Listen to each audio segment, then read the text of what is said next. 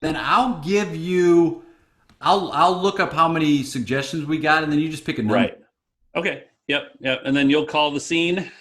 Yeah, I'll call the scene. It'll be, it's around 10 minutes. Sure. And then, yeah, and then Then talk for a little afterwards, bit after.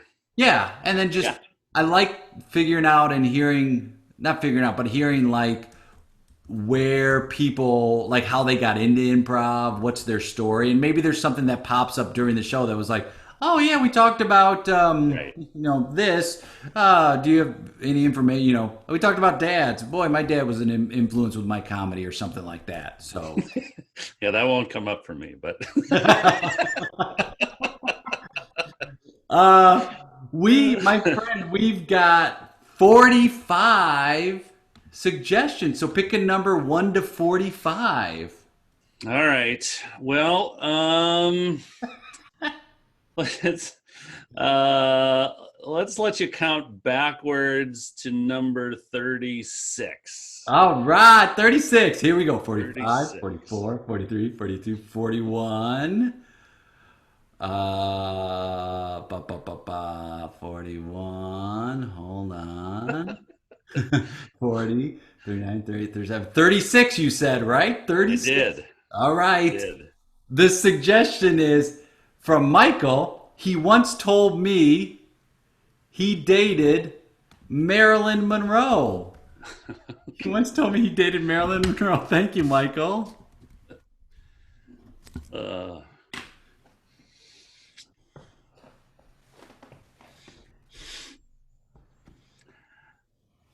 I I have never I have never heard a eulogy like that. I that took guts, my friend. It's like I wanted people to really understand who he was. Well, you gave them that. Um, What's he I gonna would do? have. He's dead now. Stan, he's Yeah, I. dead. I painted a picture of who the guy was. Like, if you didn't know, when you go to a wake, right, or a funeral, a lot of times they just say things and it's like, well, that doesn't really paint the true picture of who that person is. No, but I mean, there's his mom was there, right up front. Oh, Um, yeah. she wasn't crying at the beginning of the eulogy, No. and she was crying at the end. Yeah, I mean, that's the job of the eulogist, Eulogizer? I don't know. eulogizer, I is don't to know. bring that emotion. Like she's gonna have to cry at any point. Why not there? Like I feel like it was real cathartic to tell those stories about him. And when he told me those stories, or we experienced them together, Yeah. of course I wasn't gonna say anything to anybody at that time. But now that he's passed, like that contract has been broken, my friend. I don't know. I just feel like there's got to be some like I think about what I've told you, and I don't know that I want those things to come out when if you eulogize me. I mean, we should talk about this. Wait, would you choose me to deliver the eulogy for you? Well, now I don't know. That's what I want to talk about. Okay, all right. Hey, are there any stories between us that are off the table? Even if you're dead, I will respect that. Well, I mean, I just think like okay, so some of those stories with Tim, those are out there now. Right, right. And like, I think it paints him in a very flattering light and it paints him in a way that people didn't know him. Isn't that what it's supposed to do? Aren't you supposed to pay tribute and homage? I didn't talk ill of the dead. Like maybe some of the stories made him look a certain way, but I was just telling what happened. Yeah, I mean, I guess well, what He had a full life. he did have a full life. Yeah. He did have a full life. I mean, went way too soon. Dad, yeah, he was Um, very young too. yeah, yeah. I just 42. think though, I mean, with his wife there, I don't think I would have talked about the past relationships as much. To be fair, second wife was there. Second wife. He Yeah, he had a whole yeah. nother, he had a wife But you before spent a that. lot of time on the first wife, I guess. Is Come on, she was great. she She was she was she the love of was. his life. And I don't know why that didn't work out for those two. Well, it's funny. I have a story about that, and I Okay. didn't want to tell that story. Oh, so you held back on some things. That's what I'm telling you. I held back on a lot of the stories. Like those Okay. were just surface stories. I didn't go, "Pfft, that man, he had a past, all right? And Yeah. so if you choose me to deliver your eulogy, know that there are some stories I will not tell. Those stories go with me to the grave. All right. All right. Well, I feel better about that because I gotta say, I was a little uncomfortable because I wasn't sure what he would have been comfortable with. I mean, I know he's dead, but he was right. I don't know. I don't want to open casket, first of all. Let's just put that out there. If you get any, that was weird. That was weird. Yeah, And yeah. to prop him up like he was People had to see him. facing us. Well, they had to see him. Here's the thing. If I tell you, like, picture this. You're you're going with someone Yeah. to this and you don't really know him, or you're like, you know him through work, like you don't you kind of, when you talk about people, they put an image in their brain that isn't always accurate to who the person was. Yeah. Well, we all have different roles at different times. Like I mean, you have a work role, Yes, right? yes. Yeah, you're not that guy at work, right? Your Right. work, Jim. But that's, don't you want people to know you as more than that? I don't know if I want the work people to know me as more than that.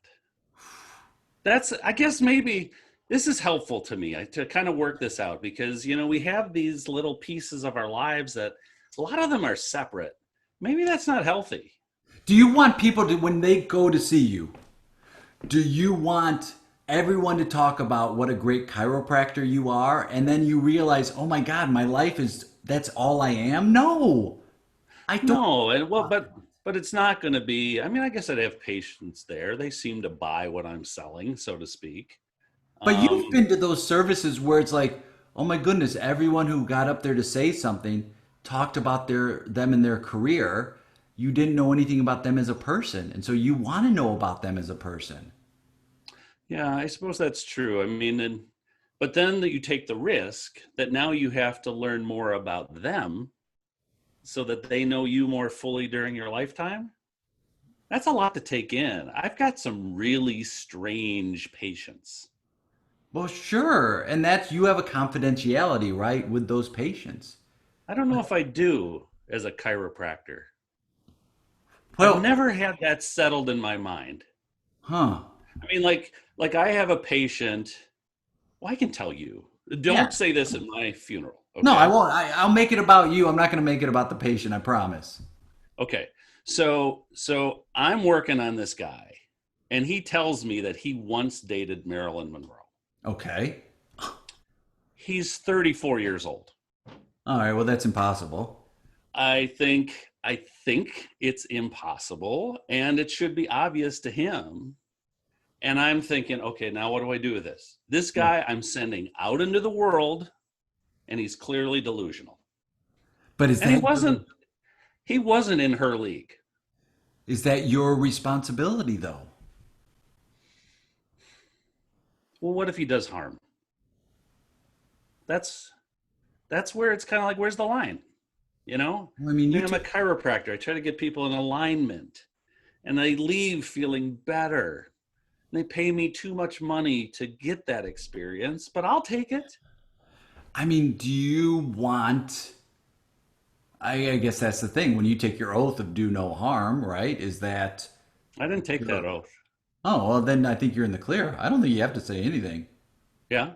I don't think so. Okay. I mean, it's up to you. Like, and here's the other thing. If you say something, what's he gonna do? Do you think he's really gonna go, "Hey, yeah, you're right"? Like, if you, let's say you call him out on this and you Yeah. go, Yeah. "Hey, patient, there's no way, it's impossible that you dated Marilyn Monroe. It's just impossible." Okay, but if I do that too quickly, I mean, What would he say? well, I want him to pay more than I care what he might say. Oh, well, then in that case, the answer's That's why I clear. let it go. Yeah, let it And I don't know, go. maybe that's wrong. No, no, no, no, let it go. Because you're not, I feel like if this guy is brazen enough to just say that lie, Yeah. no way you're going to be able to say anything to make him change his mind. He's gonna continue to say that.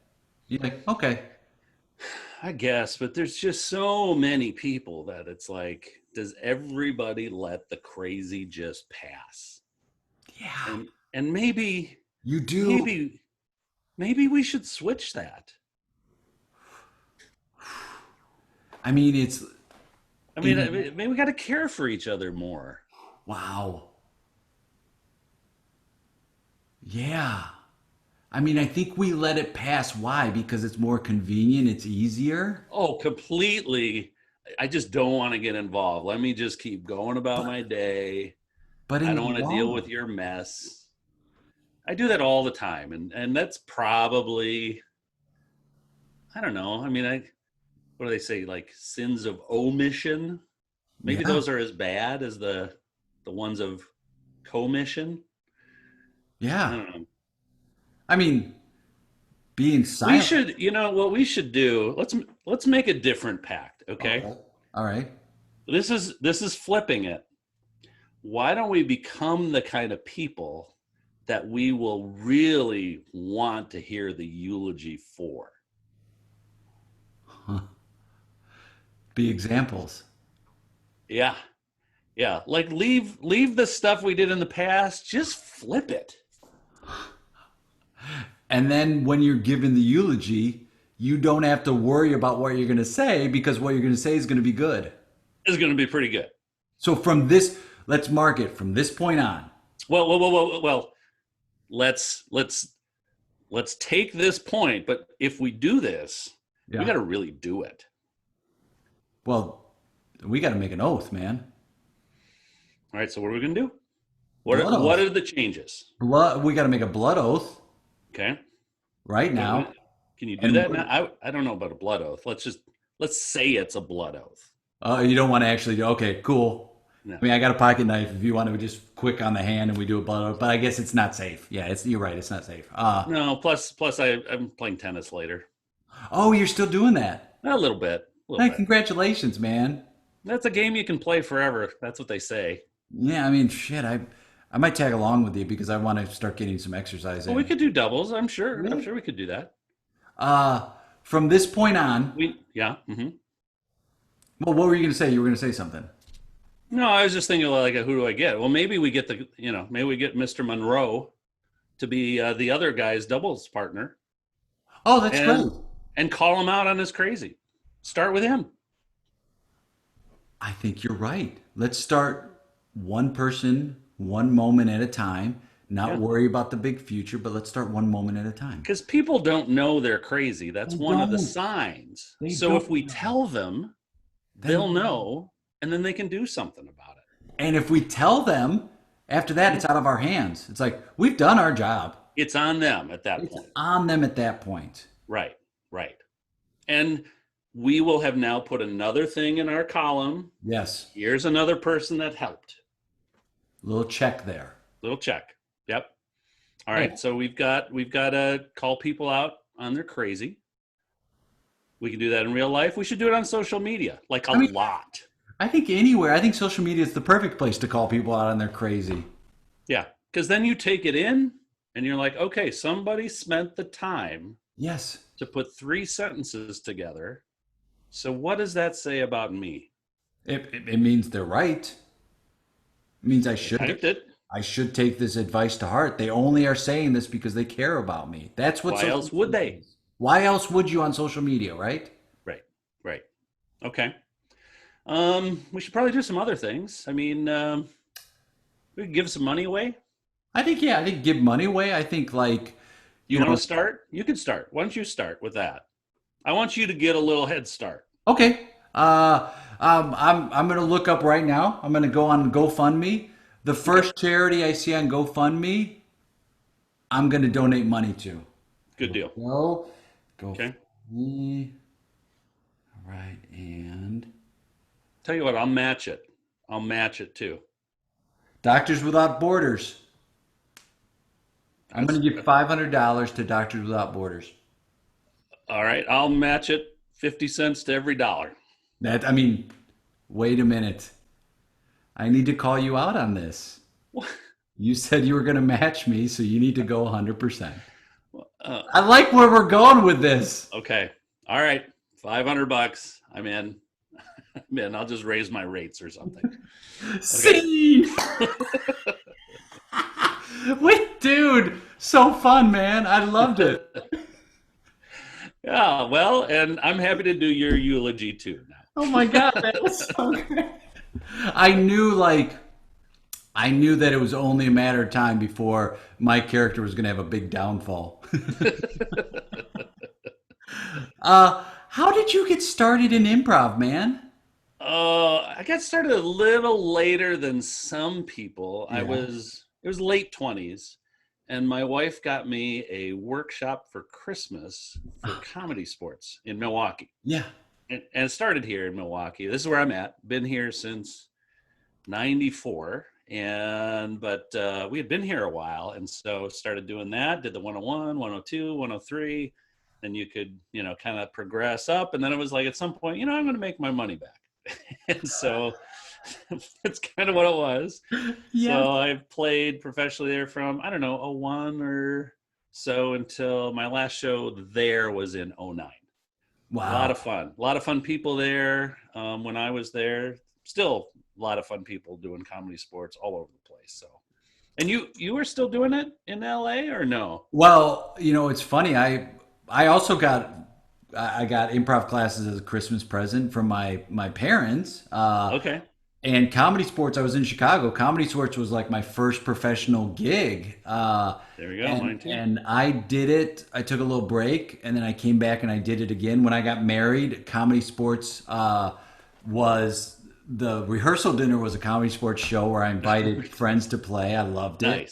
Nice. Nice. I've been in LA for about 5 years. One of my best friends, who we were in ComedySportz Chicago years ago, my buddy Bill Cott, he goes, Okay. I sent him a message and I go, hey, I see ComedySportz LA is having auditions. We should audition. And he's like, yeah, let's audition. He goes to the audition. I realized, oh, I couldn't take time off for the rehearsals. They were rehearsing like Wednesdays, and Oh, okay. I'm like, I Okay. couldn't take that time off because I was teaching that night and I couldn't afford to do it. So Gotcha. he auditioned and got in. I didn't. I didn't. So I kind of like screwed him a little bit. So I was like, let's go do it. I'm not going to do it. Yeah. But I still love it. I love doing it. I love playing short form. And yeah, I was in Chicago ComedySportz from 93 through, I want to say like 96 or 97. And Okay. then Okay. back like 2002, I believe, to like 2006 or Okay. so.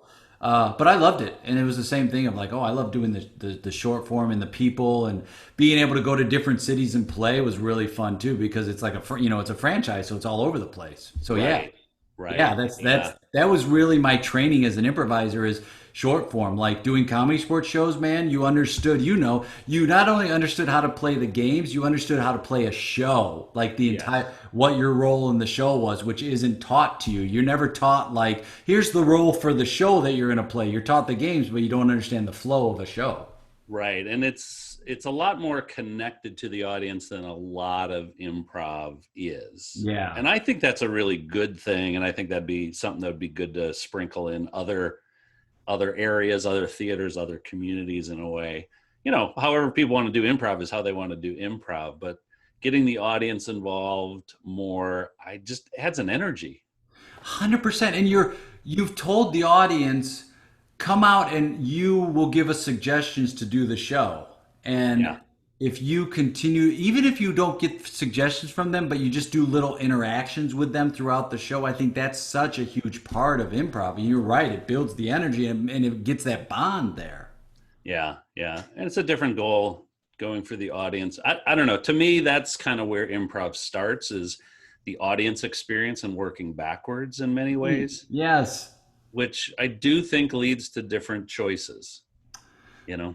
Well, I'm with you on that one. Like, I think we're there for the audience first and foremost. Otherwise, like, let's just do this in a church rec room or a Hmm. classroom. But when you have an audience, you're there to serve them, and so Yeah. connecting with them also gives you the bigger reward. I'd rather have responses from the audience, like who is there to see us. So, and Yeah. we talked a little bit about like content versus connection, right? And Right.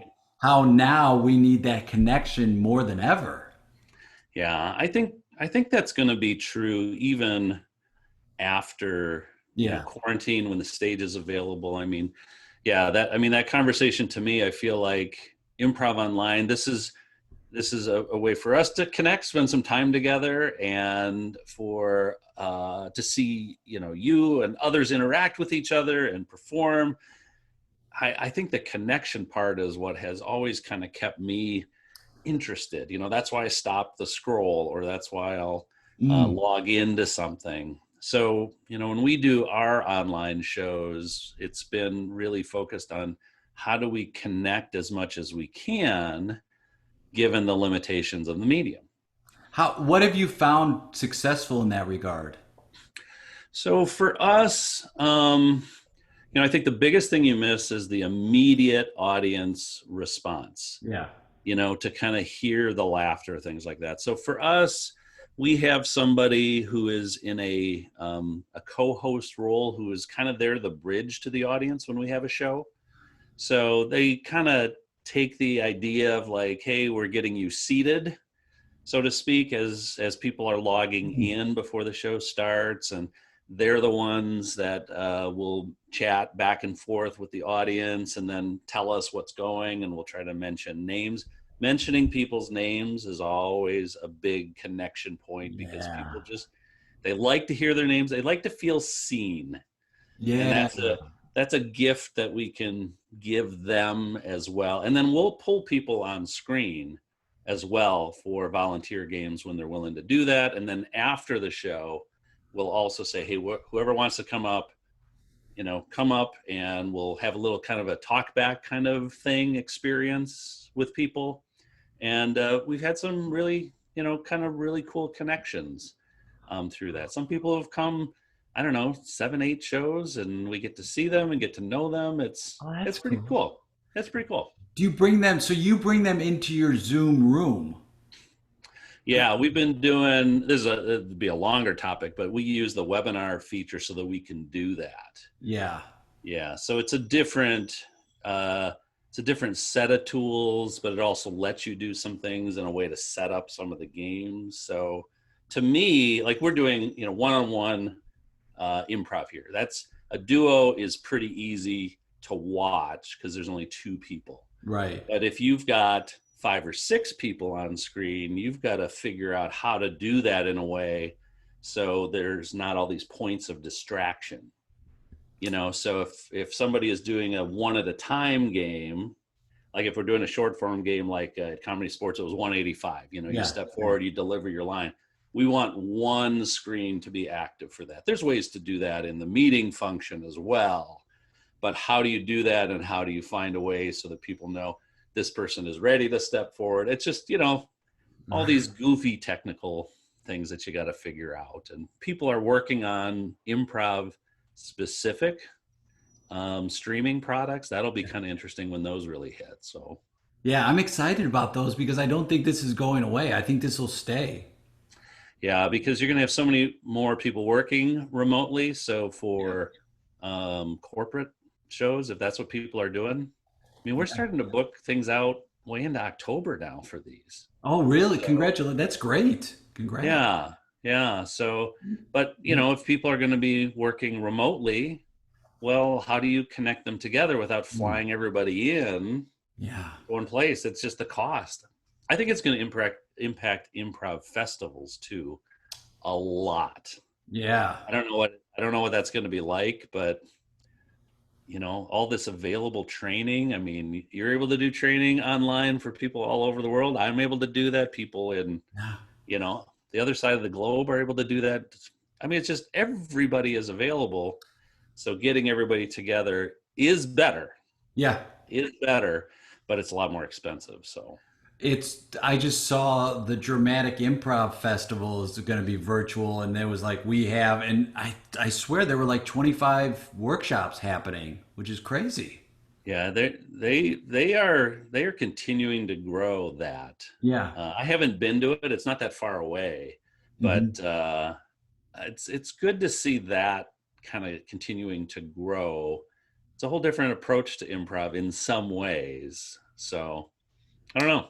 Well, you can now take a workshop online, man. If you want to if you want to hop in and see what it's like, you can. Right, It's right, all virtual. right. It'll be easier. Yeah. Hmm. Yeah, Um, you teach, you perform, you do, and you've kind of also started and kind of been a bit since the pandemic at the forefront of like how do we make this work? And you led a couple really great. We did some summits talking about what's happening in improv and how we're yeah. dealing with it and what's the best way if people want to get a hold of you, they want to follow what you're doing or reach out to you to like, bring you on board or your group on board to do some work or workshops or shows or Yeah. whatever. What's the best way for them to do that?